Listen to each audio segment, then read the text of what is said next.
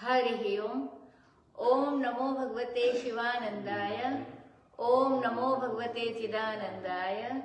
ओम नमो भगवते कृष्णानंदाय। ओम नमो भगवते अखंडानंदाय। ओम नमो भगवते वासुदेवाय।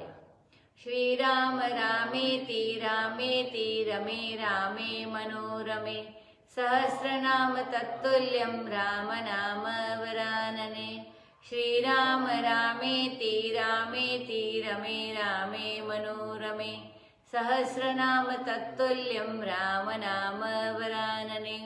श्रीराम रामेति रामेति रमे रामे मनोरमे सहस्रनाम तत्तुल्यं राम नाम वरानने। आइए हनुमान जी बिराजिए, कथा करो मति अनुसार। प्रेम सहित गादी धरू, पधारिए पवन कुमार सियावर रामचंद्र की जय। पवन सुत हनुमान की जय।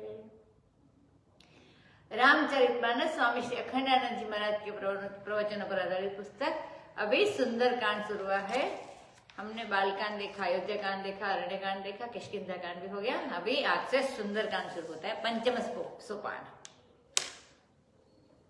किष्किंधा कांड में हमने देखा कि वो जामवंत ने धैर्यवान है और ज्ञानवान है, तो हनुमान जी को उनकी शक्ति और जो भी सामर्थ्य है वो याद दिला रहे कि तुम्हें इतनी शक्ति है, तुम जा सकते हो समुद्र पार करके और सीता जी को ढूंढ के ला सकते हो। मतलब मात्र आपको वो बताना ही है, सीता जी को वहां पे कुछ तोड़फोड़ नहीं करनी है, सिर्फ लेके आना है, खबर लेके आना है कि सीता जी कहाँ पर है। बस बाकी का काम तो राम जी करेंगे। अभी आज हम देखते हैं आगे। अब सुंदरकांड पंचम सोपान। तो अब पंचम सोपान सुंदरकांड का प्रारंभ करते हैं। आगे वो जो 4 नगरी हो गई, अयोध्या, बालकांड माने अयोध्या, फिर अयोध्या कांड माने मथुरा, फिर अरण्य कांड माने माया, काशी माने किष्किंधा कांड, अब ये सुंदरकांड माने कांची। तो 7 नगरी है, 7 सोपान है। तो अयोध्या, मथुरा, माया, काशी, कांचीपुरम, अवंतिका और द्वारवती माने द्वारिका, वो उत्तरकांड का रिप्रेजेंट करती है। तो ये 7 पुरियों में से एक कांचीपुरी है, 5वां सोपान है। सो ये रामचरितमानस की कांची नाम की सीढ़ी है, कांची सोपान है। घाट तो 4 है लेकिन सीढ़ी 7 है। सो ये कांची नाम की सीढ़ी है। कांची कमर में होती है, माने इसको भी बोलते हैं जो कमर में लगाने वाला, जो मेखला बोलते हैं, गुजराती में जिसको कंदोरो बोलते हैं, तो इसको भी कांची कहते हैं। उससे भी सौंदर्य बढ़ता है। तो मतलब ये शोभा के लिए होती है, सौंदर्य के लिए होती है, तो इसीलिए इसका नाम सुंदरकांड हो गया। अब यह मन भावन कांचीपुरी जामवंत के वचन सुहाय से शुरू होगा, सौंदर्य से, और मतलब सुहाय माने सुहाना, सुंदर, तो इससे शुरू हुआ सौंदर्य से, और अंत में भी सौंदर्य से ही इसकी समाप्ति होगी। हम लोग स्वामी जी कहते कि बचपन में एक श्लोक पढ़ते थे, सुंदरे सुंदरो रामः, सुंदरे सुंदरी कथा, सुंदरे सुंदरी सीता, सुंदरे किम न सुंदरम। मतलब सुंदरकांड में सुंदर राम का वर्णन है, सुंदरकांड में बड़ी सुंदर कथा का वर्णन है, सुंदरकांड में सीता जी के सौंदर्य का वर्णन है, बड़ी सुंदर सीता का वर्णन है। तो फिर सुंदरकांड में सुंदर क्या नहीं है, माने सब कुछ सुंदर, राम सुंदर है, कथा सुंदर है, सीता जी का सौंदर्य भी सुंदर है। अब वाल्मीकि रामायण का तो ऐसा कहना है कि वाल्मीकि रामायण को जो निर्माण हुआ, केवल सुंदरकांड बनाने के लिए ही सारे रामायण की रचना की है। सुंदरकांड में ऐसी क्या बात है? ऐसी बात है कि जानकी जी के संबंध में जो लोकोपवाद था कि वे इतने दिन तक रावण के घर में रही, यह तो मानो चंद्रमा जैसे कोई कलंक लग गया हो चंद्रमा पर, वैसा हो गया। वैसे सीता जी के चरित्र में कलंक लग गया था कि 10 महीने तक वे पराये घर में, रावण के घर में रही। तो लोगों को ये बताना था कि सीता जी लंका में कैसे रही। मुख्य बात वाल्मीकि जी के मन में यही थी, क्योंकि सीता जी को जब भगवान रामचंद्र जी ने त्याग दिया था वापस आने के बाद, तब वे वाल्मीकि के आश्रम में रही, और वाल्मीकि जी रोज सीता को देखते, सीता से बात करते, और सीता बताती कि हम कैसे कैसे लंका में रहे। तो उस बात से वाल्मीकि के मन में ऐसी दारुणता जागृत हुई, इतना करुणा हुई कि सीता जी को निष्कलंक बनाने के लिए कि लंका की जो रैनी है उसको देखकर जगत में अनंत काल तक के लिए प्रसिद्ध कर दे कि सीता जी कैसे रही थी और वो निष्कलंक है, ऐसे बताने के लिए वाल्मीकि जी ने ये सुंदरकांड की रचना की है। इसीलिए सुंदर सीता, सुंदरता का अर्थ चमड़ी साफ ऐसा नहीं, सफेद चमड़ी ऐसा भी नहीं। सुंदर उसको कहते हैं कि जिसके चरित्र में सुंदरता होती है, जिसके भाव में सौंदर्य है, जिसकी रहनी में सौंदर्य है, इसको सुंदरता कहते हैं, उसको सौंदर्य कहते हैं। सो सुंदरकांड इसको इसीलिए कहते हैं कि इसमें सीता का वास्तविक जो अंतः सौंदर्य है वह इसमें स्फुटित हुआ है। आरंभ में श्री रामचंद्र जी का वर्णन करते, स्तुति करते हैं। शांतम शाश्वतम अप्रमेय मनघम निर्वाण शांति प्रदम ब्रह्मा शंभु फणीन्द्र सेव्य मनीषम वेदांत वेद्यम विभुम रामाख्यम जगदीश्वरम सुरगुरुम माया मनुष्यम हरिम वंदेहम करुणाकरम रघुवरम भूपाल चूड़ामणिम। तो अभी भगवान के कैसे वर्णन करते, भगवान कैसे बताते, शांतम माने शांत निष्क्रिय ब्रह्म है, कर्ता भोक्ता कुछ नहीं है। शाश्वत है, शाश्वत माने काल परिच्छेद से रहित मतलब सनातन है, हमेशा है, शाश्वत है माने। अप्रमेय है, अप्रमेय माने प्रमाण के विषय जो जड़ दृश्य है, विषय होते हैं उनसे विलक्षण है, माने उनसे जुदा है। और अनग माने माया रूप अघ से और कर्म रूप अघ से वो असंस्पृष्ट है। असंस्पृष्ट मीन्स जिससे कुछ छुआ नहीं है, कि ऐसे कोई पाप जिसको छुआ नहीं, इसको असंस्पृष्ट कहते हैं। अभी निर्वाण, तो निर्वाण माने निर्वाण और शांति प्रदम माने देवताओं को शांति देने वाले, निर्वाण शांति प्रदम। ब्रह्मा शंकर और शेष जी के भी सेव्य है, ऐसे अहरनिश, वो भी रात दिन वो उसको सेवा करते वैसे। और वेदांत वेद्य है माने केवल वेदांत के द्वारा ही जाने जाते हैं। और विभु माने सर्वव्यापी, ऐसे भगवान है। इनका नाम राम है, जगदीश्वर है और देवताओं के गुरु है। स एष पूर्वेशम अपि गुरु, सबको ज्ञान देने वाले हैं। माया से मनुष्य बने हुए हैं, लिखा है ना, माया मनुष्यम हरिम। तो राम जी माया से, ये ब्रह्म माया से मनुष्य बने हुए हैं। श्री हरि है, ये करुणा के आकर है, मानी करुणा के खजाने है, करुणा के निधान है। और भूपाल चूड़ामणि मानी राजाओं में ये श्रेष्ठ है। ऐसे श्री रघुवर की मैं वंदना करता हूं। तो प्रारंभ में ये वर्णन किया, राम जी का वर्णन किया, राम जी को प्रणाम किया। तो आगे दूसरे श्लोक में कहते हैं कि नान्या स्पृहा रघुपते हृदय स्मदीये सत्यम वदामि च भवान अखिलांतरात्मा भक्तिम प्रयच्छ रघुपुंगव निर्भराम में कामादि दोष रहितम कुरु मानसम च। तो आगे और प्रार्थना करते हैं कि नान्या स्पृहा रघुपते, हे रघुपते हमारे हृदय में और कोई स्पृहा नहीं रहे और मैं कुछ नहीं चाहता हूँ। सत्यम वदामि, मैं आपसे सच सच कहता हूँ। और आप अखिल सबके अंतरात्मा है, सबके सब जितने हैं जीव उनके सबके अंतरात्मा है। हमारे दिल में रह करके हमारे दिल की बात जानते भी हो, मतलब हमारे दिल में क्या है वो आप जानते भी हो। हे रघुपुंगव, मुझे निर्भर भक्ति दीजिए जिसमें आपके सिवाय और किसी का भरोसा ना हो, मतलब सिर्फ आपके पर भरोसा हो, ऐसी भक्ति दीजिए। और हमारे मानस के जो काम आदि दोष है उससे रहित कीजिए, माने वो हमारे मन में काम आदि दोष न रहे। राम की वंदना करके अब हनुमान जी की वंदना करते हैं, क्योंकि अब तक गोस्वामी जी ने अगले जितने सोपान हमने देखे इसमें महाराज पहले शंकर जी की वंदना की थी और बाद में रामचंद्र की वंदना करते थे। पर अब यहां से यह क्रम कर दिया कि पहले राम की वंदना, क्यों? इसीलिए कि पहले तो शंकर जी रामचंद्र जी के स्वामी हो, सखा हो, मतलब राम जी तो शंकर जी की पूजा करते हैं, पार्थिव पूजा भी राम जी करते हैं, हमेशा करते हैं, वन में है तब भी। अब शंकर भगवान रामचंद्र जी की सेवा करने के लिए हनुमान जी के स्वरूप में आ गए, तो क्रम बदल गया। तो इसीलिए उनका क्रम नाम बाद में लेते, पहले राम जी का हुआ, बाद में अभी हनुमान जी का वंदन करते हैं। अतुलित बलधामं हेम शैलावदेहं धनुजन वन कृशानुं ज्ञानिनामग्रगण्यं सकल गुण निधानं वानराणामधीशं रघुपति प्रिय भक्तम वात जातम नमामि। ये अतुलित बल के धाम है हनुमान जी। अतुलित बलधाम शब्द प्राकृत नियम से, संस्कृत नियम से नहीं है, प्राकृत भाषा में है, नहीं तो अतुलित बलधामानम होता, संस्कृत की भाषा बताते हैं। और स्वर्ण के समान चम चम चमकता हुआ उनका देह है, हेमशैलाभ देह में तो सुवर्ण चमकता हुआ देह है। लाल देह लालील से अरुधरि लाल लंगूर, वज्र देह दानव दलन, जय जय कपीशूर सियावर रामचंद्र की जय। तो हनुमान जी कैसे बताते हैं कि स्वर्ण शैलाभ मतलब सोनेरी शरीर है, सुवर्ण, धनुज वन कृशानु है, दैत्यों के वन के लिए यह अग्नि रूप है, माने वो जलाने वाले हैं।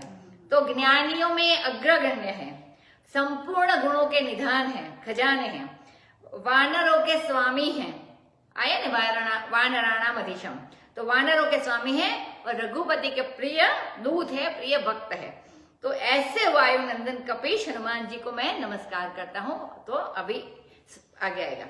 जामवंत के वचन सुहाए, सुनि हनुमंत हृदय अति भाए, तब लगी मोहि परिखेउ तुम भाई, सही रुख कंद मूल फल खाई, जब लगी आवौ सीत ही देखी, होई ही काज मोहि हरस विशेषी, यह कई नाई सवनि कहु माथा, चले हरस ही धरि रघुनाथ, सिंधु तीर एक भूधर सुंदर, कौतुक कूदि चढ़े उता ऊपर, बार बार रघुवीर संभारी, तर के उपवन तनय बल भारी, जेहि गिरि चरण जेहि हनुमंत, चले उसोगा पातल तुरंत, जिमि अमोघ रघुपति कर बाना, एहि भांति चले हनुमान, जल निधि रघुपति दूत विचारी, तै मैनाक एहि श्रम हारी, हनुमान तेहि परसा कर, पुनि कीन प्रणाम, राम काजु किने बिनु, मोहि कहा विश्राम, सियावर रामचंद्र की जय, पवन सुत हनुमान की जय। अब कथा सुंदरकांड यहाँ से शुरू होता है। जामवंत के सुंदर वचन राम काज के लिए उत्साहित करना, माने जामवंत के वचन ऐसे थे कि वो हनुमान जी का उत्साह बढ़ गया। जो दिल को गिरा दे ऐसी कोई बात कहे, मतलब हमारा उत्साह कम कर दे ऐसी बात कहे, तो समझना कि हमारा हितैषी नहीं है, मतलब हमको डाउन करे। गुजराती लोग होते हैं तो हमको जो डाउन करे वो हमारे हितैषी नहीं होते हैं।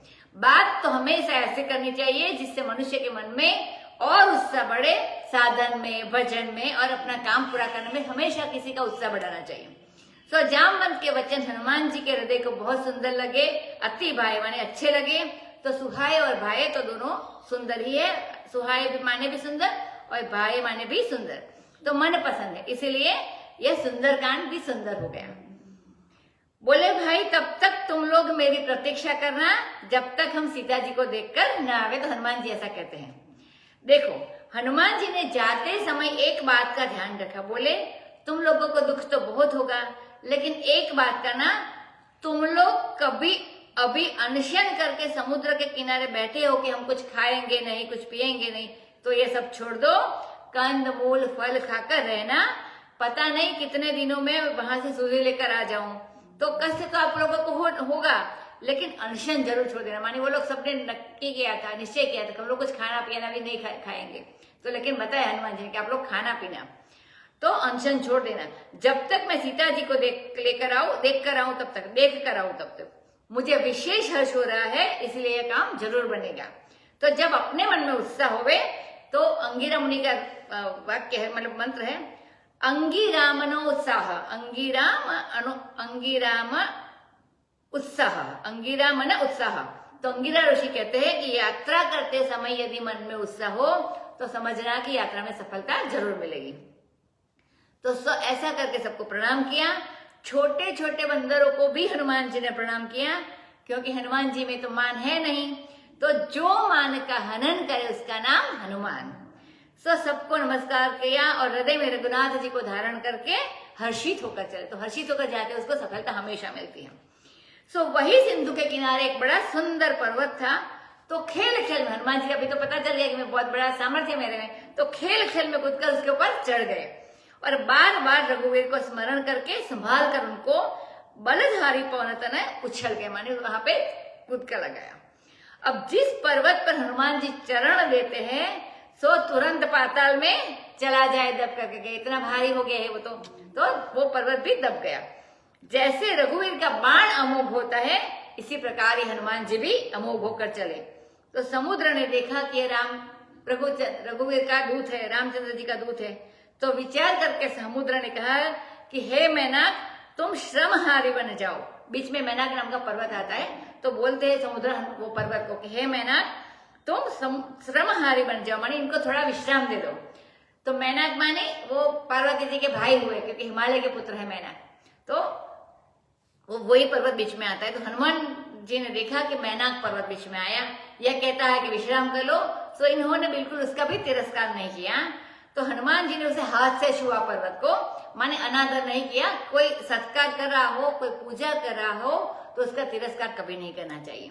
और फिर उसको प्रणाम किया और बोले कि भाई राम का कार्य बनाए बिना मेरे लिए विश्राम कहाँ है, तो मैं अभी विश्राम नहीं करूंगा, मैं पहले राम जी का काम कर लूंगा तब विश्राम करूंगा।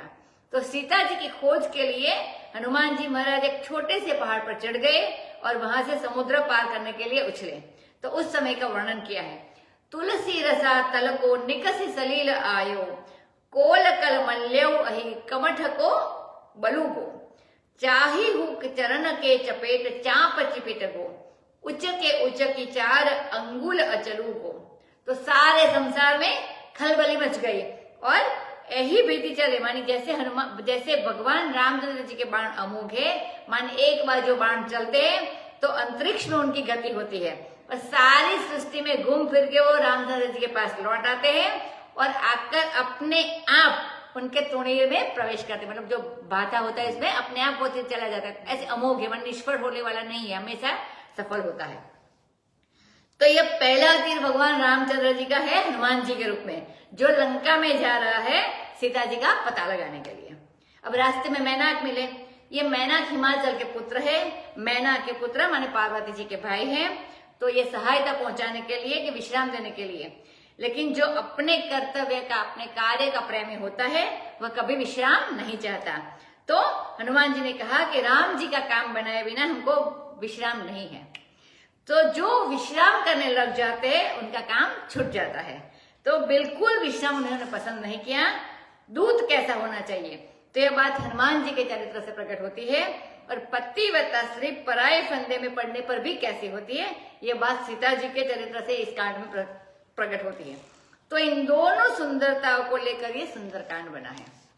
जात पवन सुत देवन देखा, जाने कहू बल बुद्धि विशेष, सुरसा नाम अहिन कई माता, पठैन आई ते बाता, आज सुरन मोही दिन आहारा, सुनत वचन कह पवन कुमारा, राम काज कर फिर में आओ, सीता कई सुधि प्रभु ही सुनाओ, तब तब बदन पैठेऊ आई, सत्य कहौ मोहि जान दे माई, कवने हु जतन देहि नहीं जाना, ग्रससि न मोहि कहेऊ हनुमाना, जो जन भरिते ही बदनु प्रसारा, कपितनु कीन दुगुन विस्तारा, सोरह जो जन मुख तई ठयऊ, तुरत पवन सुत 32 भयऊ, जस जस सुरसा बदनु बढ़ावा,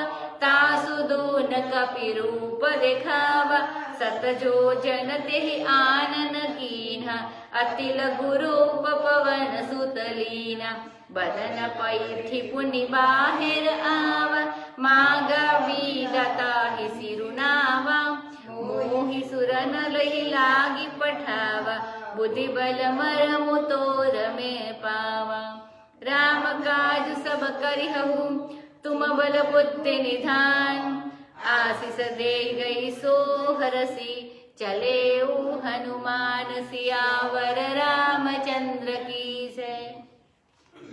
और वायुनंदन श्री हनुमान जी को लंका की ओर जाते समुद्र पार करते सब देवताओं ने देखा। तो उनके मन में ये बात आई कि देवता वायु के ये पुत्र है, पवन के तो पुत्र है, और लंका में कहीं ये पकड़े गए तो सब देवताओं की बदनामी होगी। मानिए कितने बलवान है, कितना सामर्थ्य है, तो उनको लगा कि हम परीक्षा लेते हैं इनकी, तो बदनामी होगी कि देवताओं का बेटा आया था सिर्फ खुफियागिरी करने के लिए, नहीं कुछ ढूंढने के लिए, तो सब देवताओं की छवि बिगड़ जाएगी। तो पहले इनकी परीक्षा लेनी चाहिए जाने से पहले, कितने सामर्थ्य है इसमें, तो इनके अंदर निशाचरों से भिड़ने के लिए बल है कि नहीं, और इनमें विशेष बुद्धि है कि नहीं, क्योंकि अकेले बल भी नहीं चलता है, अकेले बुद्धि भी नहीं चलती, तो बल और बुद्धि इसमें है कि नहीं, तो इसकी परीक्षा लेनी चाहिए देवताओं ने। तो यह जानने के लिए देवताओं ने परीक्षा के रूप में सात्विकी माया इसके भेज दी। तो 3 प्रकार की माया होती है, सात्विकी माया, राजसी माया और तामसी माया।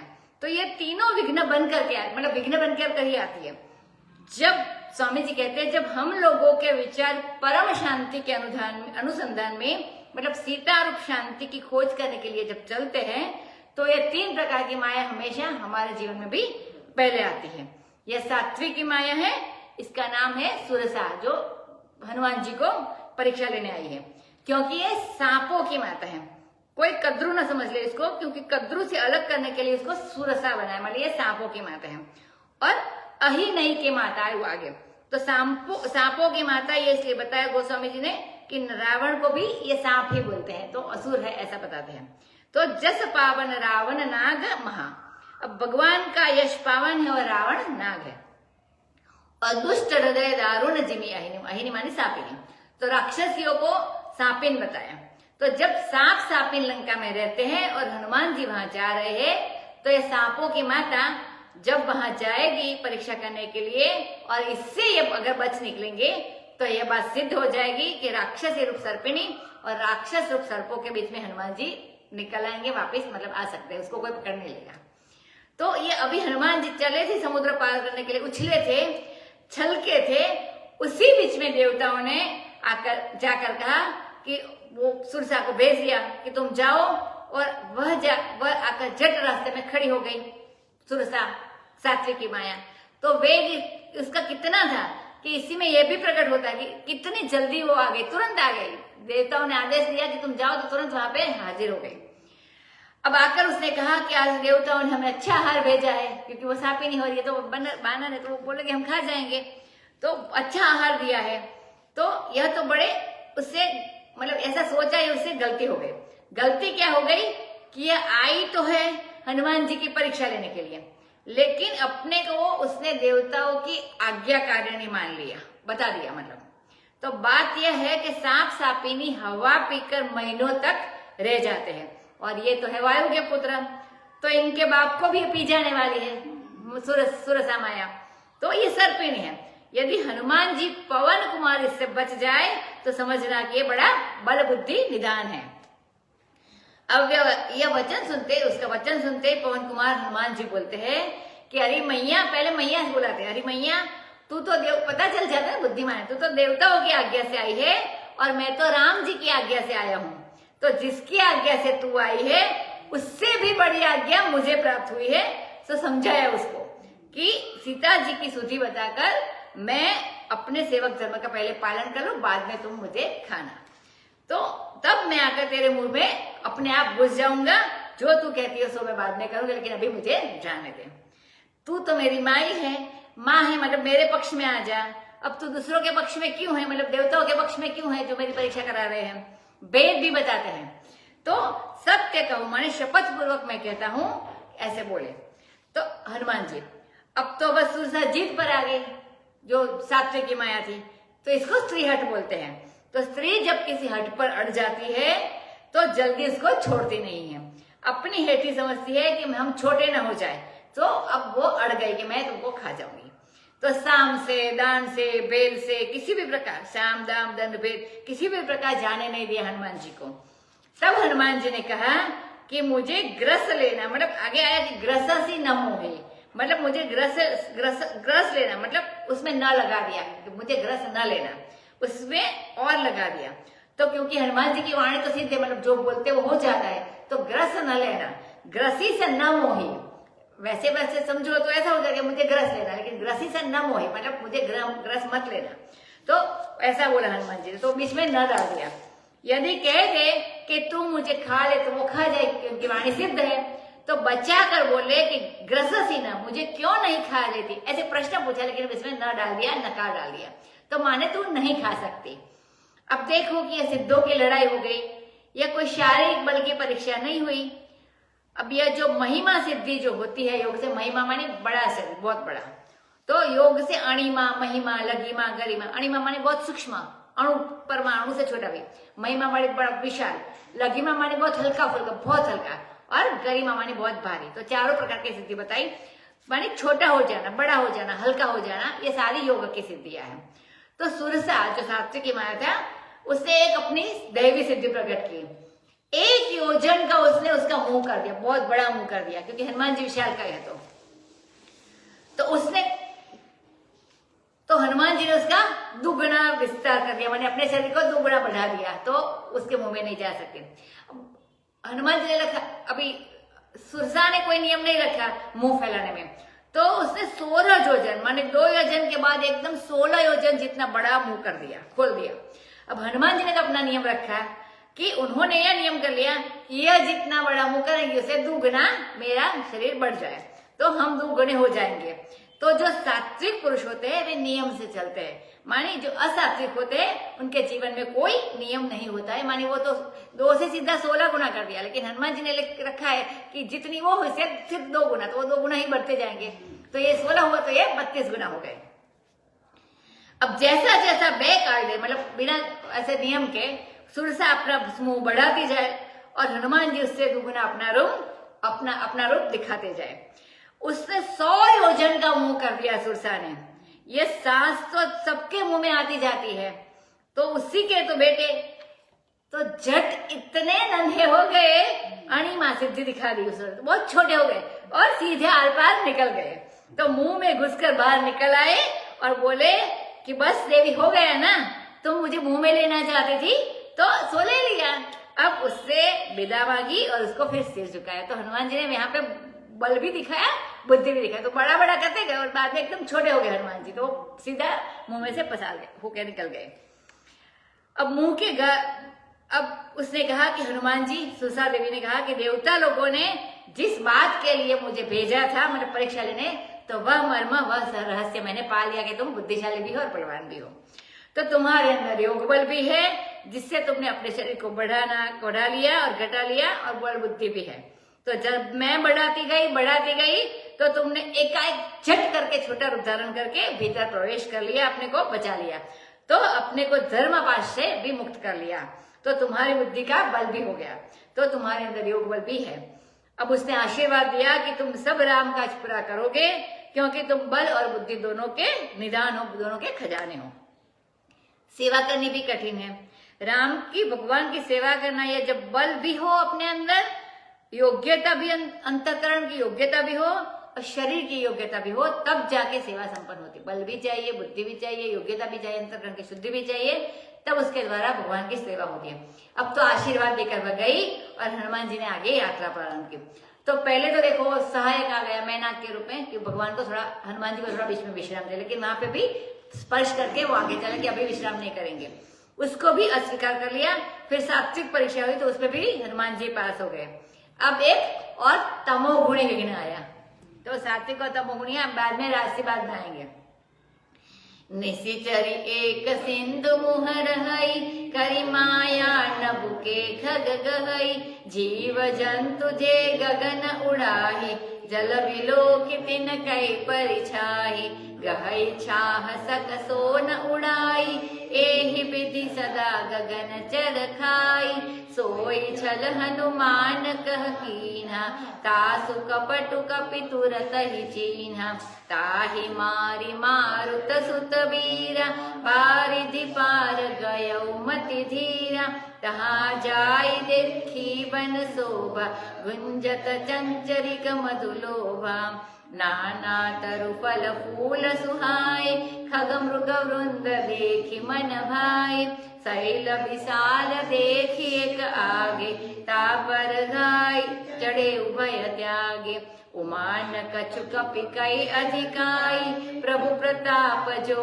काल ही खाई, गिरि पर चढ़ी लंका ताहि देखी, कही न जाई अति दुर्ग विशेषी, अति उत्तंग जल निधि चहुपासा, कनक परम प्रकाशा, कनक कोट विचित्र मणिकृत सुंदरायतना घना, चौहट्ट हट्ट सुभट्ट विधि चारुपुर बहुविधि बना, गजबाजी खच्चर निकर पदचर रथ बरूथन को गनई, बहुरूप निशिचर जूथ अति बल सैन बरनत नहीं बने, बन बाग उपवन बाटिका सरकूप वापी सोहहि, नर नाग सुर गंधर्व कन्या रूप मुनि मन मोहहि, कहु देहि विशाल शैल समान अति बल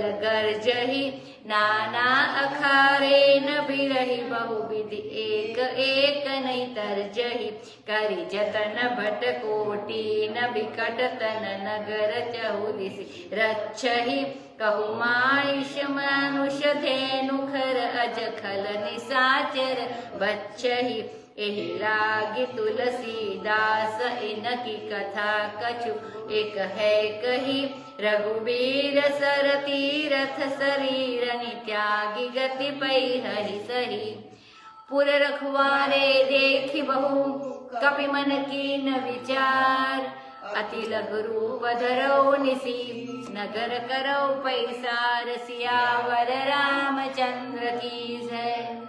अब जब आगे बढ़े हनुमान जी वहां सुरसा देवी से आशीर्वाद पाकर, तो एक निशाचरी जो सिंधु समुद्र में ही रहती थी, वह माया करके आकाश की उड़ती चिड़िया को भी पकड़ लेती थी। वह बाहर कभी निकलती नहीं थी समुद्र में से, हमेशा समुद्र के पानी में ही रहती थी। और ऊपर आकाश में जो भी उड़ता जीव जंतु, उसकी परछाई समुद्र में पड़ती थी और ऊपर उसी से वह निशाना ताक कर लगाकर अपनी शक्ति से उसको आकर्षण कर लेती थी उसको। तो माने कोई भी जीव जंतु हो जो भी आकाश में उड़े, तो जल में उनकी परछाई देखकर उनकी छां को, मतलब उसकी परछाई को पकड़ लेती थी और वह फिर उड़ नहीं सकता था। तो इस तरह वह सदा गगनचर को खाती थी, माने गगन में उड़ने वाले जो भी थे उसको खाती थी। तो इसी निशाचरी का बेटा राहु था, इसका नाम सिंह का था। मतलब जो राहु सूर्य और चंद्रमा के ग्रहण के रूप में लगता है, वह भी गगनचर पर आक्रमण करता रहता है। तो यह गगनचर पर समुद्र में रहकर ही आक्रमण करते थे। मतलब छाया पकड़ने वाली सिद्धि इनके पास, मतलब छाया पकड़ ले तो वो उसको भी पकड़ लेती थी। तो छायाग्राही सिद्धि इसको बोलते हैं। तो किसी की परछाई पकड़ ली जाए और फिर उसी को उसके ऊपर नचाया जाए, वो जो चाहे वो कर सकती थी। तो यही छल उसने हनुमान जी से किया। तो हनुमान जी तो बड़े बुद्धिमान है, बड़ बुद्धि के निदान है, पहचान लिया कि हमारे साथ कपट कर रही है अभी। सो मारुत सुत तो बड़े वीर है, तो उसको मार दिया इन्होंने। तो इस तामसी माया को मार ही दिया, रहने ही नहीं दिया। इसके बाद मति धीर हनुमान जी 12वीं समुद्र के पार गए। तो यह लंका तो जलदुर्ग, अभी आगे वहां से लंका दिखती है। तो जलदुर्ग माने दुर्ग के आसपास जल होता है, तो इसको जलदुर्ग बोलते हैं। तो जलदुर्ग है।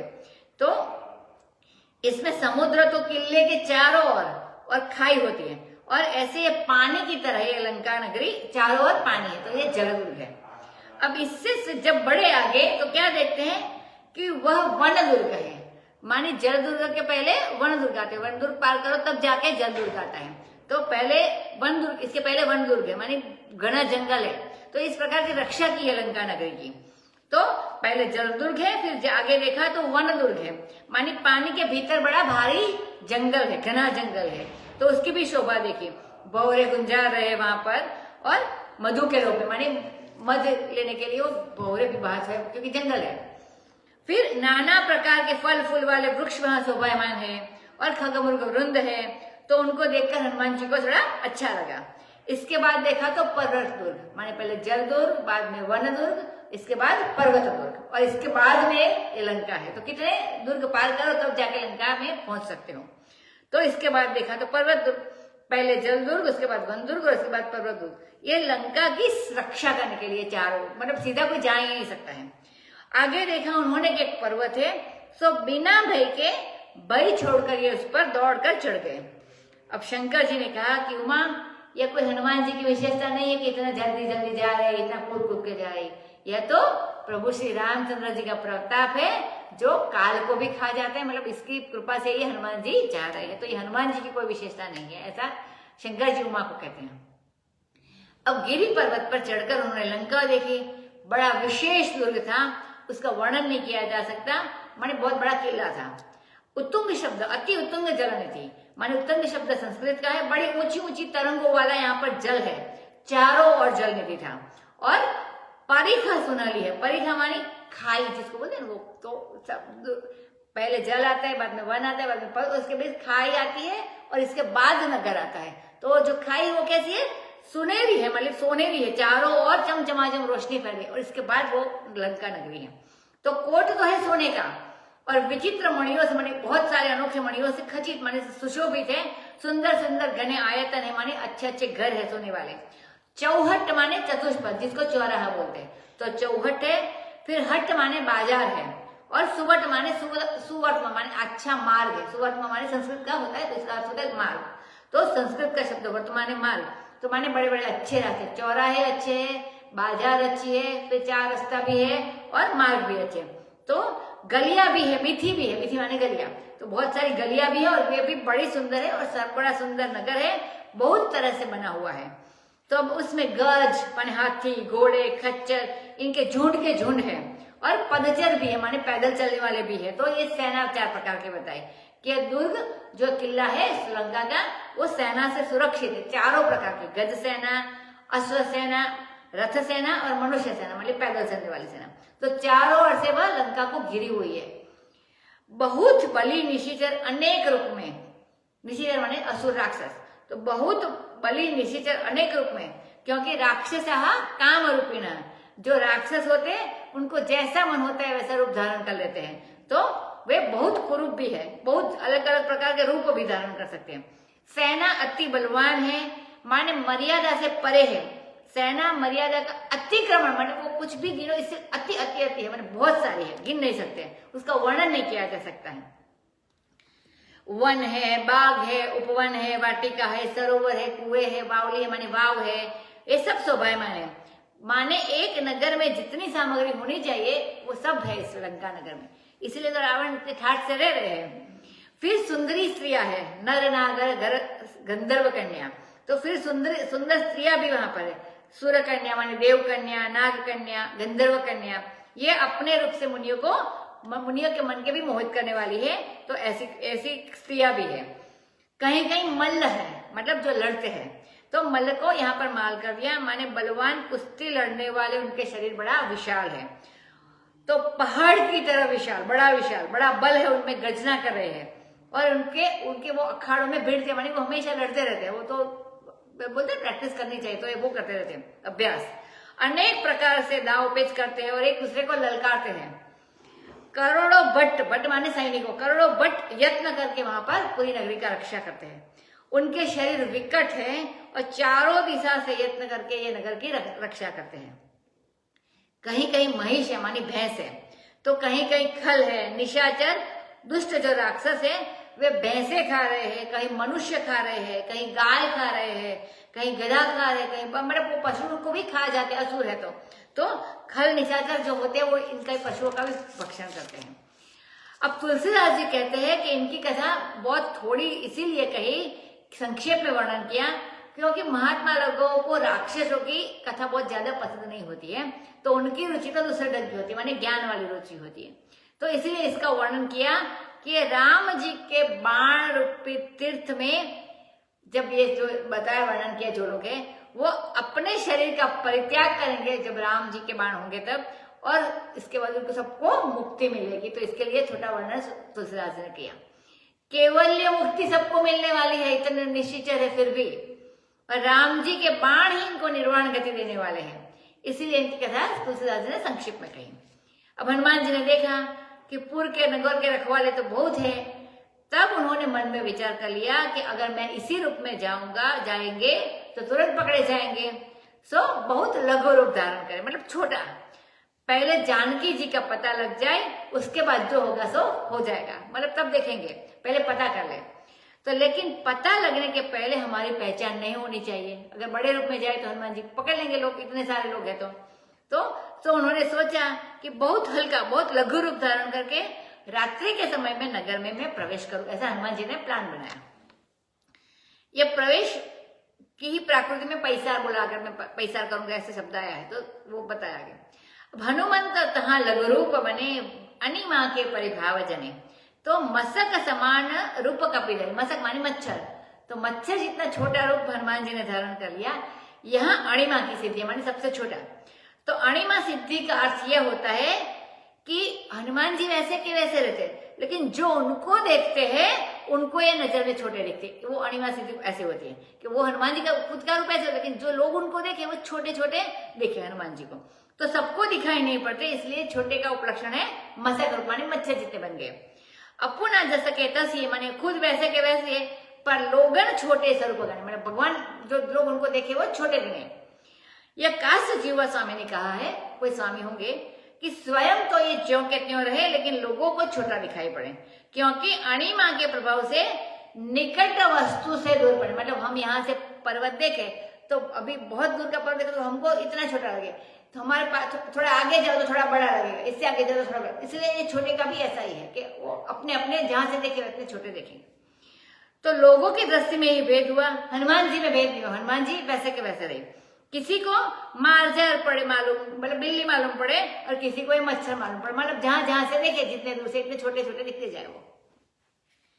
मसक समान रूप कपिधरी, लंक ही चले सुमिर नर हरि, नाम लंकिनी एक निशिचरी, सो कह चले सी मोहि निंदरी, जाने ही नहीं मर मूसठ मोर, मोर आहार जहाँ लगी चोरा, मुठी का एक महाकपिहनी, रुधिर बमत धर निधन मनी, पुनि संभारी उठी सोलंका, जोरी पानी कर विनय सशंका, जब रावण ब्रह्म बर दीन, चलत बिरंची कहा मुहि जीना, बिकल हो सीते कपि के मारे, तब जाने सुन सिचर संघारे, तात मोर अति पुण्य बहुत, देखे उनयन राम कर दूता, तात स्वर्ग अपवर्ग सुख, दरिय तुला एक अंग,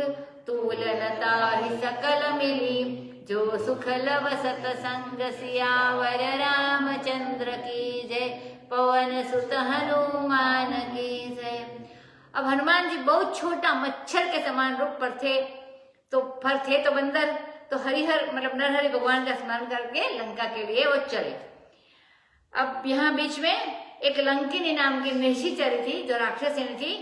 अब पहले सात्विकी आ गई, बीच में तामसी आ गई, वो परछाई पकड़ने वाली। अब ये राजसी बाधा है, तो 3 माया थी, इसमें तो 2 आ गई, अभी तीसरी माया है, तो ये राजसी बाधा है। उसने कहा, अरे तुम मेरा निरादर करके तुम कहाँ चले जा रहे हो? हे शठ, तुम्हें मालूम नहीं है कि मेरा रहस्य क्या है? मतलब जितने चोर है वे सब मेरे भोजन है, मतलब तो छुपके से जाते सारे मेरे भोजन है। तो मुट्ठी का एक महाकपिहनी, तो फिर महाकपि हनुमान जी ने इसको एक घुसा मारा अपने हाथ से, तो वो खून उगलते हुए धरने में डनमना गई, मतलब गिर पड़ी। अब वह फिर से संभल करके उठी और हाथ जोड़कर सशंक विनय करने लगी। उसको शंका थी, फिर भी विनय करने लगी। अब बता दिया ये रहस्य कि जब ब्रह्मा जी ने रावण को वर दिया था, तो चलते चलते ब्रह्मा जी ने हमको पहचान लिया, वो जो निशाचरी थी उसको, और हमको लंका के नाश की पहचान बता दी कि लंका के नाश कब होगी। तो मुझे पहचान लिया और कहा, एक अर्थ तो यह है कि मोहित चिन्ह का, मतलब मुझे चिन्ह बताया कि लंका के नाश का चिन्ह क्या होगा। तो क्या कहा कि विकल हो सीते कपे के मारे, जब बानर के मारने से तू विकल होगी, व्याकुल होगी, तब समझना कि अब निशिचरों का संहार होने वाला है। तो सोतात हनुमान जी से कहती है वो, सोतात मेरे बहुत पुण्य है कि आज मुझे राम के दूत के दर्शन हुए।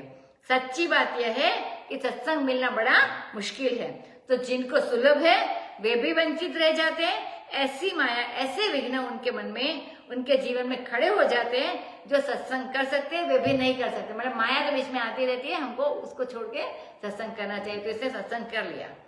अब तात स्वर्ग अपवर्ग सुख, तो बोली 7 स्वर्ग, 7 जो ऊपर के लोग हैं उनको 7 स्वर्ग बताया, और अपवर्ग माने तो मोक्ष को बताया।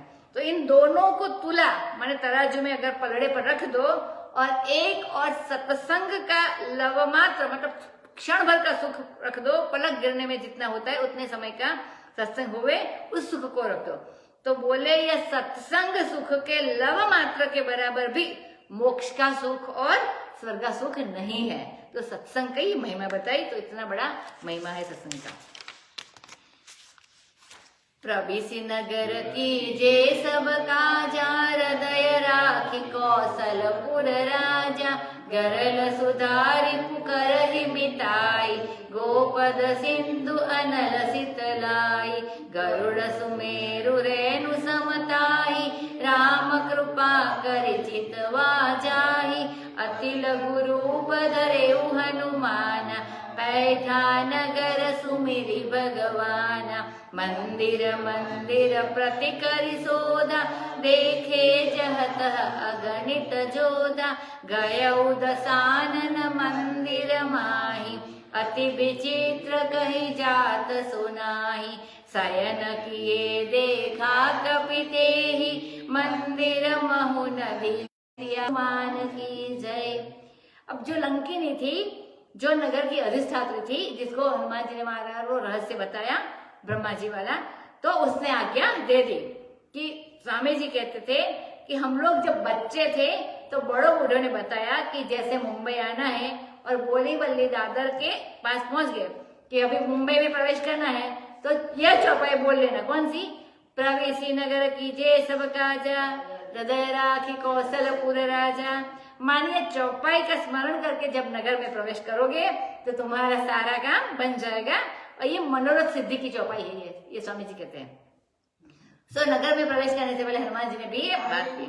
મંત્ર પણ છે, हाँ होगा, એટલે કોઈ પણ સારા કામ માટે તમારે જવું હોય ને તો આનો જાપ કરીને જવું। हाँ हाँ ऐसे बताया कि मनोरथ सिद्धि है, वो तो बताया कि ये चौपाई स्मरण करके जब नगर में प्रवेश करोगे तो तुम्हारा सारा काम बन जाएगा। तो नगर में प्रवेश करके सब काम करो और हृदय में कौशलपुर के राजा रामचंद्र को रख लो। तो देखो विष भी अमृत हो जाता है और दुश्मन भी दोस्ती का काम करता है। समुद्र भी गाय के खूर बराबर हो जाता है, माने गाय नहीं खरी जो पगनी हो हाँ, तो इतना छोटा हो जाता है।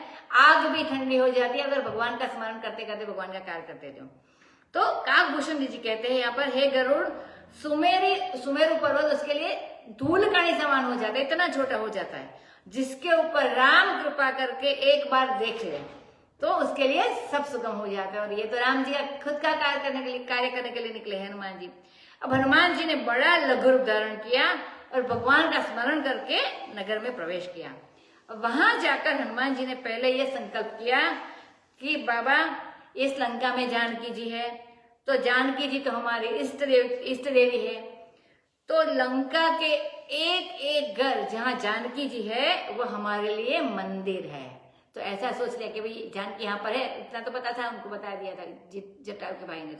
तो मतलब जानकी जी जहाँ पर है तो इस जहाँ रहते हैं उसका एक एक घर मंदिर है।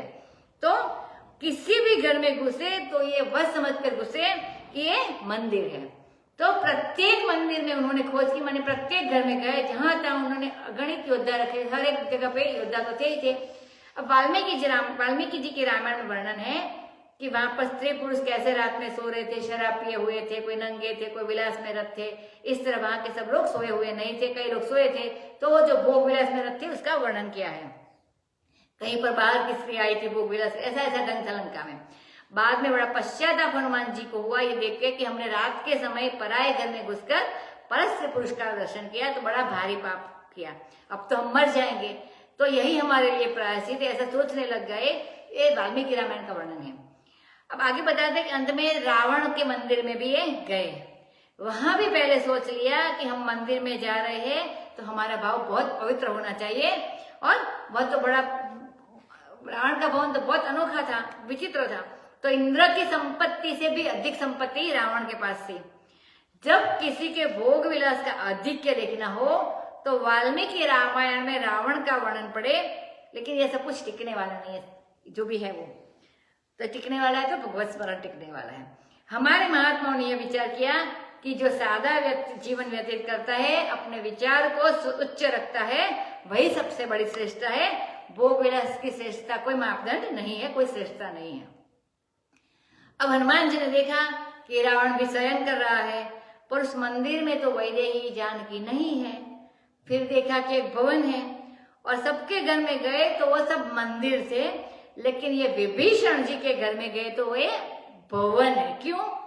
कि वहां पर भगवान का मंदिर अलग बनाया हुआ था विभीषण ने। एक भक्त का घर दूसरे भक्त का घर होता है, मतलब ये भी राम जी के भक्त है हनुमान जी, और ये भी विभीषण भी राम जी के भक्त, क्योंकि वहां पर मंदिर अलग से बना था, इसलिए उसको घर मंदिर नहीं बताया, उसको भवन बताया, क्योंकि उसके घर में अलग से मंदिर है। तो क्योंकि दोनों भक्त अपना अपना घर तो मानते नहीं है, तो दोनों भगवान का ही घर मानते हैं सबको, इसीलिए विभीषण के घर के सामने जब हनुमान जी पहुंचे तब उसको मंदिर की बुद्धि करने की जरूरत नहीं पड़ी। ऐसा लगा कि हम तो अपने घर में आ गए, भक्त का घर है तो बड़ा सुंदर, और वहां भगवान की पूजा करने के लिए अलग मंदिर बना हुआ था। वह राजा का छोटा भाई था, बड़ा विस्तार था, मानी बड़ा घर था, और वहां पर जो गृह था उसमें रामायुध अंकित किए हुए थे, मतलब राम के जो आयुध है, धनुष, बाण, शक्ति और ढाल, इन चारों के चिन्ह बनाए हुए थे घर में। राम नाम नहीं लिखा था, नहीं तो रावण बहुत नाराज हो जाए, इसके लिए लंका में रहने भी ना दे, तो वो लिखा नहीं था, इसीलिए धनुष बाण का चिन्ह बनाया हुआ था। उसकी शोभा का वर्णन नहीं कर सकते। फिर जगह जगह पर तुलसी के वृंद, मतलब तुलसी लगाई थी उनके घर में। श्री रामाय नमः करके वे रोज 1000 तुलसी चढ़ाते हैं विभीषण जी। एक एक तुलसी का पत्ता लेने के लिए तुलसी उनके घर में उगाई है। लंका निशिचर निकर निवासा, इहा कहा सज्जन कर बासा, मन मोह तरक करई कपिलागा, ते ही समय विभीषण जागा। राम राम ते सुमिरन कीना, हृदय हरस कपि सज्जन चीन्हा। एहि सनह ठिक करियौ पहचानी, साधु ते होई न कारज हानि। विप्र रूप धरि बचन सुनाए, सुनत विभीषण उठितः आए। करी प्रणाम पूछी कुशलाई, विप्र कहु निज कथा बुझाई। कि तुम हरिदासन मह कोई, मोरे हृदय प्रीति अति होई। कि तुम राम दीन अनुरागी, आयहु मोहि करन बड़ भागी। तब हनुमंत कही सब राम कथा निज नाम, सुनत जुगल तन पुलक मन, मगन सुमिरि गुण ग्राम। सियावर रामचंद्र की जय, पवन सुत हनुमान की जय। अब वर्णन करते हैं कि हनुमान जी विचार करने लगे कि लंका में तो निशिचर निकर का निवास, मतलब सारे असुर राक्षस ही है, झुंड के झुंड निशाचर रहते, तो यहाँ भला ये सज्जन कहाँ से आ गया कि जिसके घर में भगवान का मंदिर अलग से है, तुलसी है, ये चिन्ह है। तो तुलसी का पौधा होना और राम आयुध के द्वारा घर का अंकित होना, भगवान का मंदिर होना, ये सारे सज्जन के चिन्ह है, तो यह यहाँ कैसे है। अब कपि मन में तर्क करने लगा, मतलब हनुमान जी। उसी समय विभीषण जी जग गए, और जगकर स्वामी जी कहते कि जैसे आदमी सोता है, अगर राम राम करते सोए तो उठते समय भी वो राम राम उसके मुंह से निकलता है, और सारा दिन उसका मंगल में हो जाता है। और अगर कोई रोते हुए सो जाए, कोई गाली खाकर सो जाए, कोई गोली खाकर सो जाए, बड़े दुख से सो जाए, और फिर जब उठे तब वही याद आएगी उसको कि सोने के पहले उसने क्या किया था, क्या क्या तकलीफ थी। तो हमेशा राम नाम लेके ही, भगवान का नाम लेकर ही सोना चाहिए। जो तकलीफ लेकर सोते हैं और तकलीफ लेकर उठते हैं, इनकी जिंदगी जबरदस्ती उन्होंने तकलीफ ही बना ली है। तो अब राम राम भगवान के नाम उनके मुंह से निकला, विभीषण के मुंह से। तो ये सुनकर हनुमान जी को बड़ा हर्ष हुआ। कपि ने कहा कि अरे ये तो सज्जन का चिन्ह है कि उसके मुंह के भगवान का नाम निकले, तो इससे ये भला पहचान करूंगा। मुझे वो उसको लगा कि मैं अभी हठपूर्वक इसकी पहचान करूंगा कि ये कौन है। तो क्योंकि साधु से कार्य की हानि नहीं होती, अगर सज्जन लोगों से मिलना अच्छी बात है। तो उन्होंने क्या किया, अब ब्राह्मण का रूप धारण किया, क्योंकि जो भगवत भक्त होते हैं वे ब्राह्मण का बड़ा आदर करते हैं। तो उन्होंने, समझ कितने बुद्धिशाली है हनुमान जी, तो उन्होंने भगवान ब्राह्मण का रूप धारण कर लिया। अब भगवान स्वयं ब्राह्मण के चरण चिन्ह को अपने हृदय पर धारण करते हैं, इसीलिए जो भगवान के भक्त हैं वे ब्राह्मण का बहुत आदर करते हैं। तो यह भी एक पहचान निकली कि ब्राह्मण का रूप धारण करके उन्होंने वचन सुनाए। उन्होंने भी राम राम कहा। सुनकर विभीषण उठ करके वहां गए और प्रणाम करके कुशलता पूछी और बोले, ब्राह्मण देवता, अपनी कथा समझाकर हमें बताओ कि क्या तुम भगवान से भक्तों में से कोई हो, या तो तुम भगवान स्वयं हो और या तो भगवान के भक्त हो। अब विभीषण जी का यह कहना था कि या तो तुम भगवान हो या तो भागवत हो, क्योंकि जिससे जिसका प्रेम होता है उसको वही वही मालूम पड़ता है। हमारा प्रेम अगर भगवान से है तो लगता है कि हमारे घर भगवान आए, भगवान के भक्त है तो हमें ऐसा ही लगता है कि भगवान के भक्त आए। तो दुनिया में अगर बुरी कल्पना हृदय में होती है तो अच्छाई की कल्पना हृदय में नहीं होती है। तो जब अच्छी करो तो अच्छा ही होता है। जिसके हृदय में पाप रहता है, पापी सर्वत्र पापम आशंकते, जिसके हृदय में पाप रहता है उसको सब लोग पापी ही मालूम पड़ते हैं, और जिसके हृदय में भगवान रहते हैं वो सब जगह पे भगवान ही दिखते हैं उनको। बोले, विभीषण बोले कि मेरे हृदय में बड़ा प्रेम आ रहा है, क्या तुम स्वयं राम हो? बोले, बाबा राम यहाँ क्यों आएंगे, क्यों नहीं आएंगे, वे तो दीन पर बड़ा अनुराग करते हैं, सो कहीं मुझे बड़भागी बनाने के लिए स्वयं आ गए हो। तो कितना कितनी कल्पना करते हैं। उनकी कृपालुता और उनके स्वभाव के लिए कोई आश्चर्य की बात तो नहीं है कि वे स्वयं मेरे सरीखे जिनके घर में आ जाए।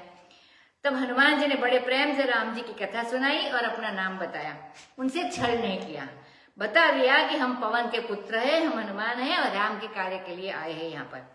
अब तो दोनों के शरीरों में एक साथ ही पुलक छा गई, रोमांच हो गया और भगवान के गुणग्राम का स्मरण करके दोनों के दोनों मन मगन हो गया। सुनहु पवन सुत रहनि हमारी, जिमित सनि महु जीव विचारी, तात कबहु मोहि जानि अनाथा, करिहइ कृपा भानुकुल नाथा, तामस तनु कछु साधन नाही, प्रीति न पद सरोज मन माही, अब मोहि भरोस हनुमंता, बिनु हरि कृपा मिलहि नहीं संता, जो रघुबीर अनुग्रह कीना, तो तुम मोहि दरसु हठि दीना, सुनहु विभीषण प्रभु कई रीति, करहि सदा सेवक पर प्रीति, कहु कवन मैं परम कुलीना, कपि चंचल सबहि विधिहीना, प्रात ले जो नाम तुम्हारा, नाम हमारा, तेहि दीनता ही न मिले आहारा, असम अदम सखा सुनु, मोहु पर रघुवीर, कीनि कृपा सुमिरी गुण, भरे बिलोचन नीर, सियावर रामचंद्र की जय। अब विभीषण जी कहते हैं कि हे पवन नंदन, हे पवन सुत, हमारी रहनी सुनो, हम कैसे लंका में रहते हैं। तो कहते हैं कि ये दसन है, माने दसन माने दांत, जो काट ले उनका नाम होता है दसन, जो डस ले। तो दांतों के बीच में जैसे जीभ रहती है, कैसी विचार रहती है कि चारों ओर से 32 दांत इसको घेरे हुए हैं और वह नर्म नर्म इन कठोरों के बीच में ये जीभ रहती है। तो वैसे विभीषण जी लंका में रहते, कि आसपास के लोग इतने कठोर है, फिर भी सॉफ्ट है और ऐसे रह रहे। स्वामी जी कहते कि हमने पहले पढ़ा था कि कोई वृद्ध महात्मा था, उनके पास कोई सज्जन गए।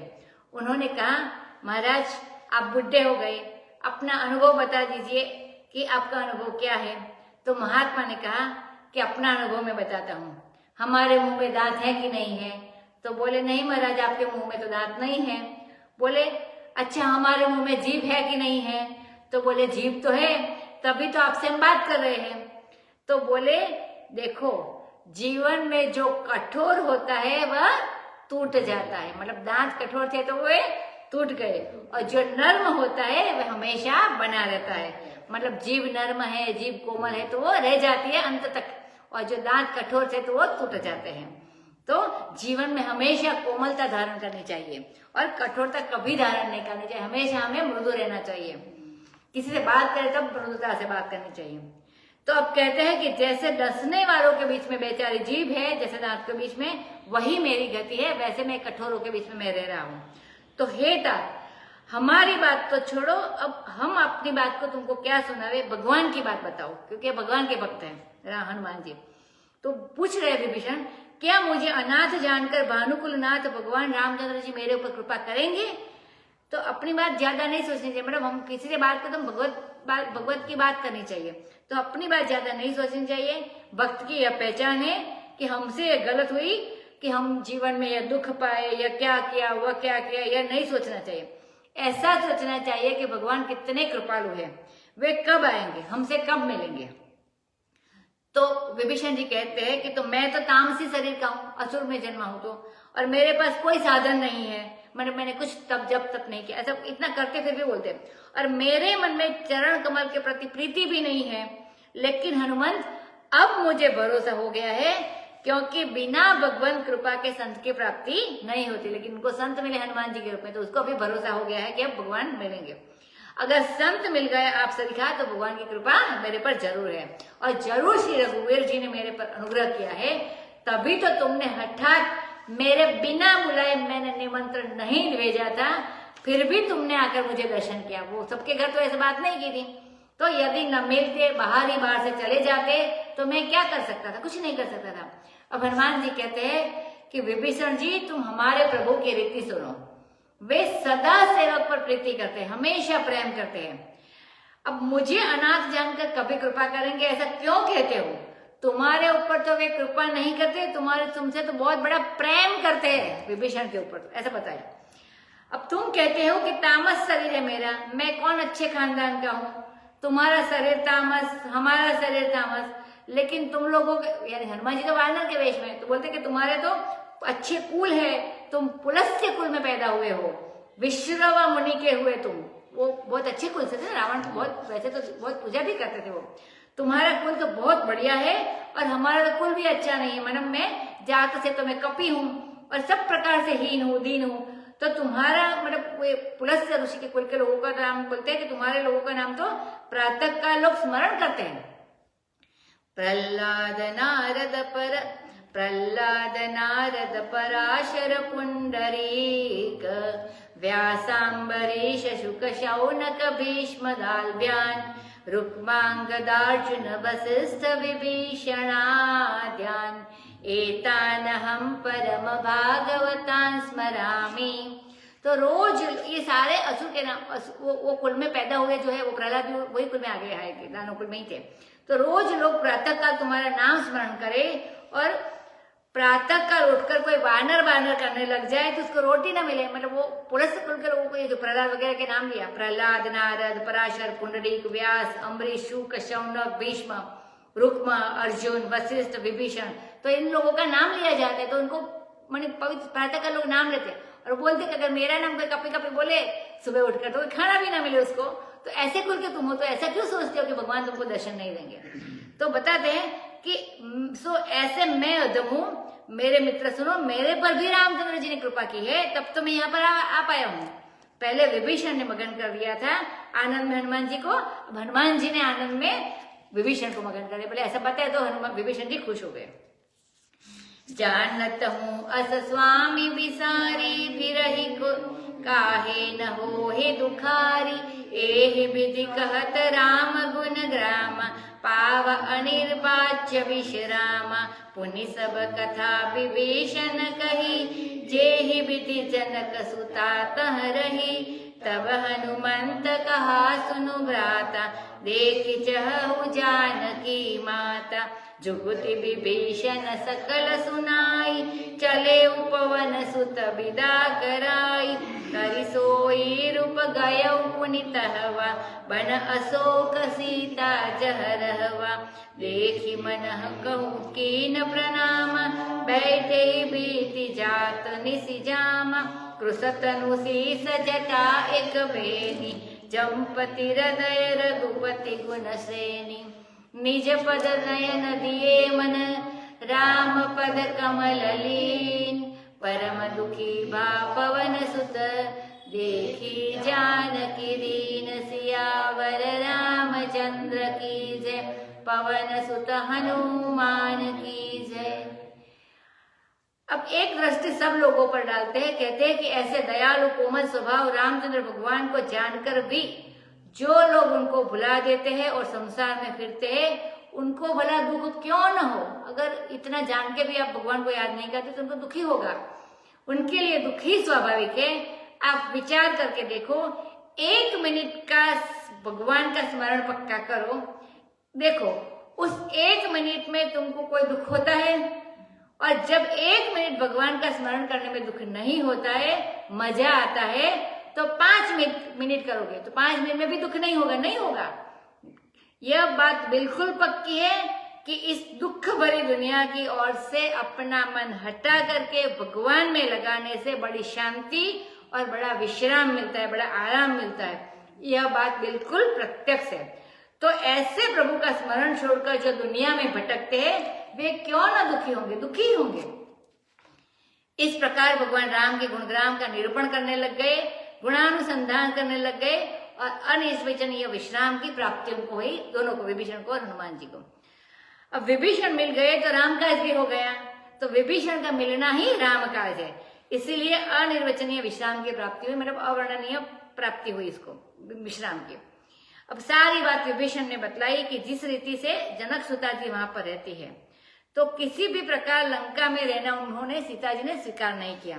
हारी पराखल बहुविधि भय और प्रीति दिखाई, तब अशोक पादपतर राखी सी जतन कराई।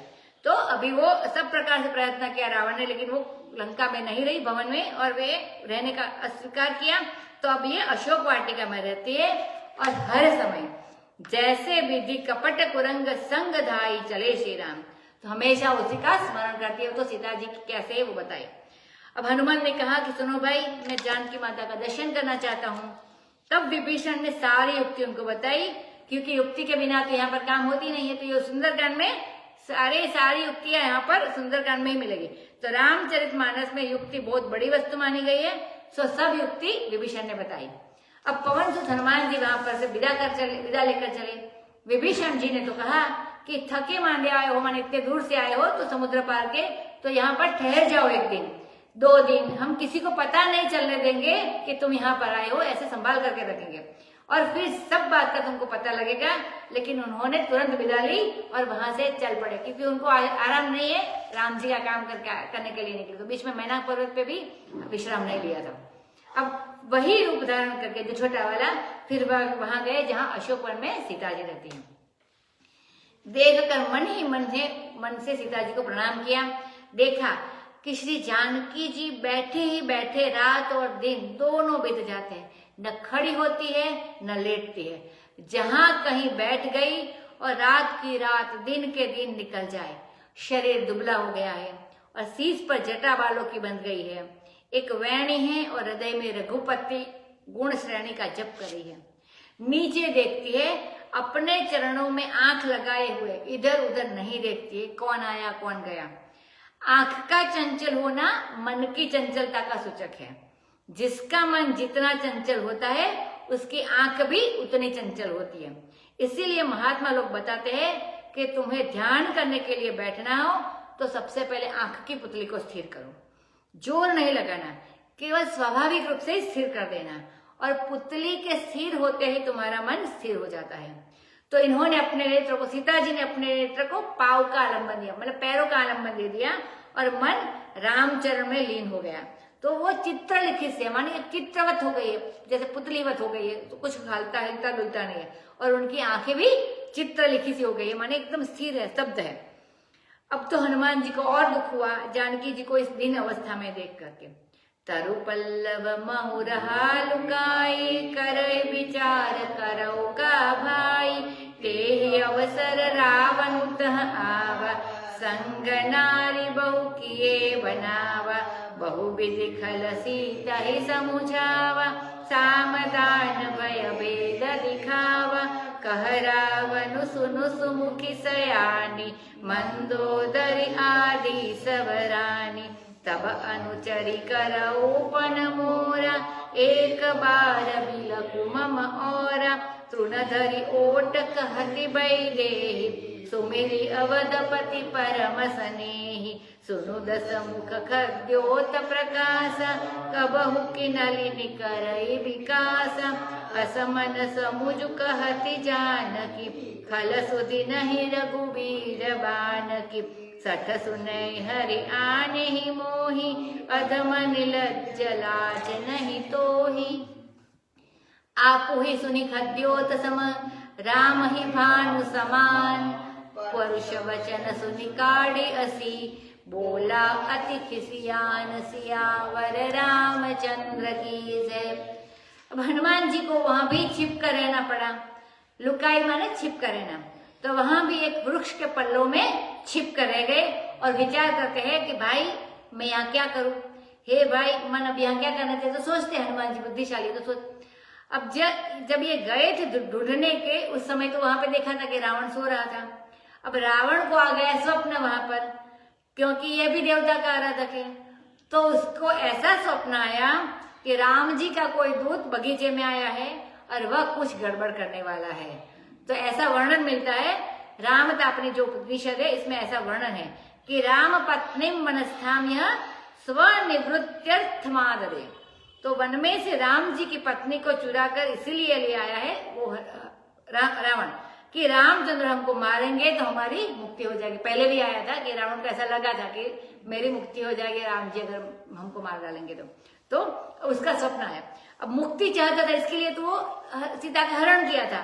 तो अब जब उसको यह मालूम पड़ गया कि हमारा सपना तो बिल्कुल सच्चा है, वन में कोई दूत आया है, तो ऐसी कोई युक्ति चलकर जानकी को जानबूझ के ज्यादा सतावे तो वह जल्दी आकर उनको खबर देगा और वे राम जी जल्दी आएंगे और हमको जल्दी मुक्ति मिलेंगे। ऐसा भी कोई लोग कहते, पाठ भेद बताए वाल्मीकि रामायण में।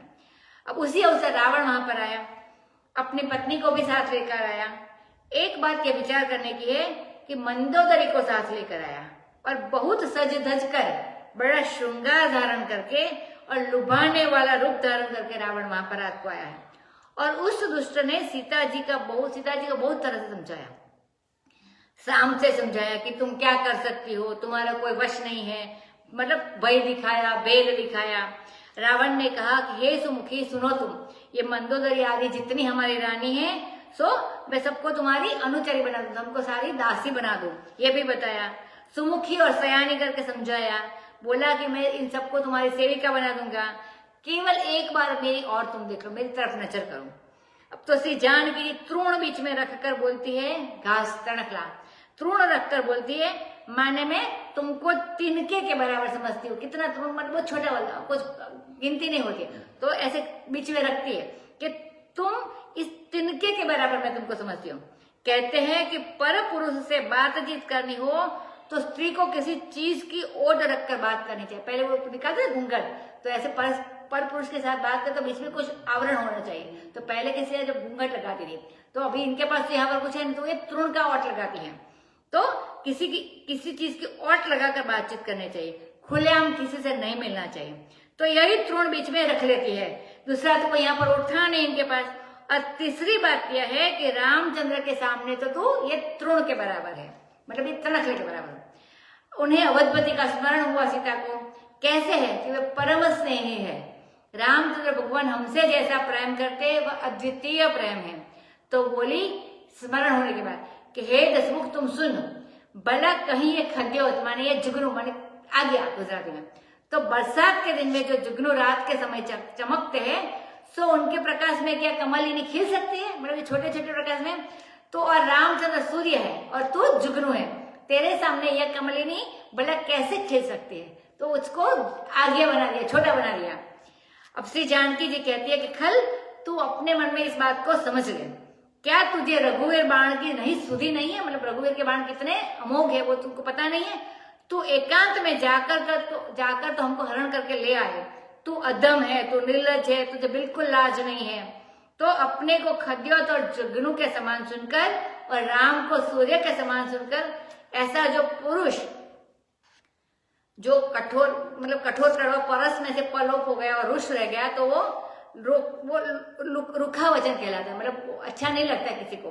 तो यह रुखा शब्द परश का तद्भव रूप है, मतलब पुरुष ने बताया, परश बताया, तो ये अपभ्रंश कहो या तद्भव कहो। तो परुष वचन माने अच्छा नहीं लगने वाला वचन, परुष वचन सुनी કાઢી હસી મને તલવાર નીકાળી और बोला अति खिसियान, तो वो खांसियाणो पड़ी गयो। जेने गुजरातीમાં કે कोई બહુ નાનું બનાવી દે આપણને તો કેવું થાય એવું, तो वो खिसियान हो गया। जैसे कहते हैं ना कि खिसियानी बिल्ली खंभान होती है, तो बहुत गुस्से होता है तो वो खंबे पे भी नोच लेती है। तो बहुत खिसिया गया और उसने तलवार उसके म्यान में से निकाल दिया।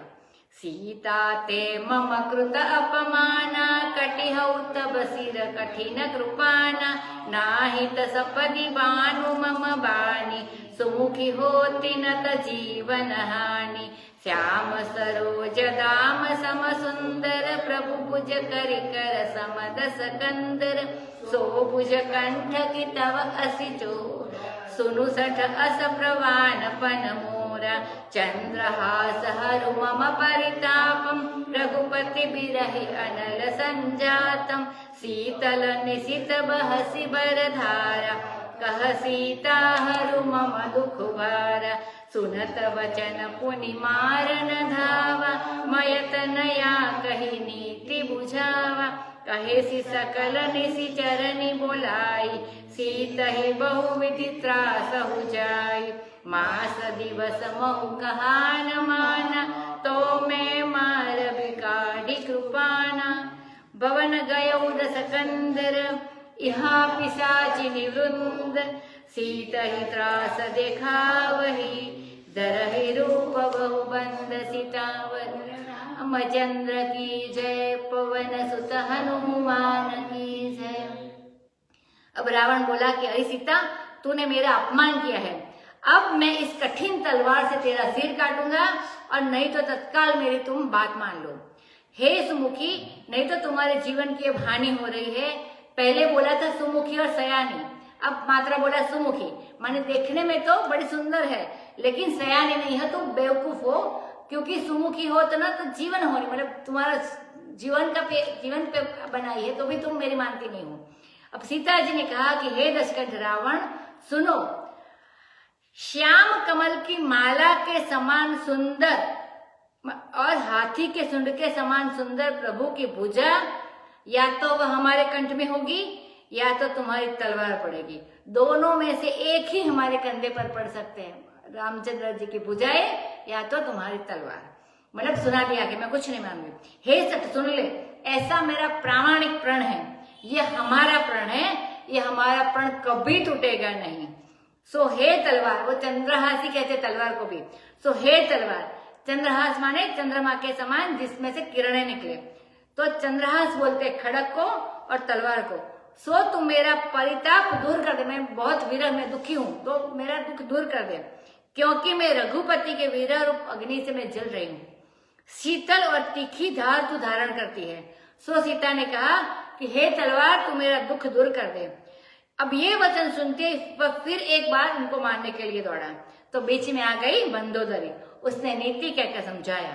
मंदोदरी ने उससे कहा कि भाई अभी अपने पति से अलग हुई है तो विरह का बहुत दुख है, महीने भर में यह दुख सोचेगी समझेगी तो फिर तुम्हारी बात मान जाएगी। तो ऐसा मंदोदरी ने उसको समझाया। तो उसने कहा कि अच्छा, हम 1 महीने की अवधि देते हैं, मास दिवस माने 1 महीना। तो फिर रावण ने सब निशिचरियों को बुलाकर कहा, जो राक्षसी थी वो उनको देखती थी वो, कि तुम लोग सीता को बहुत तरह से जाकर डराओ और यदि 1 महीने में हमारी बात इसने नहीं मानी तो मैं तलवार निकलकर खुद इसको मार डालूंगा।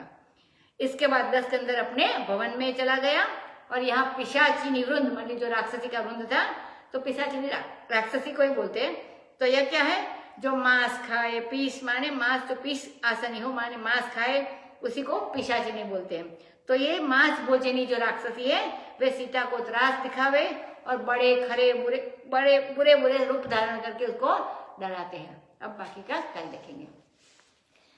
सीताराम कहो राधे श्याम कहो, सीताराम कहो राधे श्याम कहो, सीताराम बिना दुख कौन हरे, राधे श्याम बिना सुख कौन करे। सीताराम कहो राधे श्याम कहो, सीताराम सीताराम बिना सुख स्वप्ने नहीं, राधे श्याम बिना कोई अपना नहीं। सीताराम कहो राधे श्याम कहो, सीताराम कहो राधे श्याम कहो। कथा विसर्जन होत है, सुनो वीर हनुमान, राम लक्ष्मण जानकी सबका करो कल्याण। सियावर रामचंद्र की जय, पवन सुत हनुमान की जय, उमापति महादेव की जय। बोलो रे भाई सब संतन की जय।